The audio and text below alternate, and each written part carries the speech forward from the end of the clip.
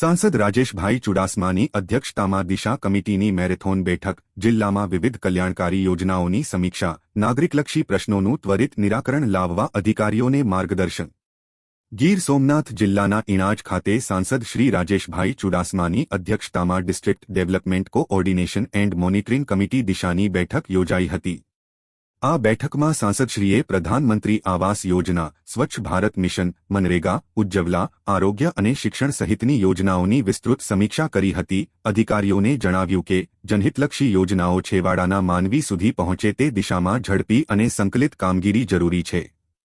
सांसदश्रीए खास करीने स्वच्छता ही सेवा अभियानमां लोकोनी भागीदारी सुनिश्चित करवा आह्वान कर्युं हतुं। साथे ज जिल्ला विकासना कामो वेगवंता बने ए माटे अधिकारीओ जनप्रतिनिधिओ साथे समन्वयथी कार्य करवानी सूचना आपी हती।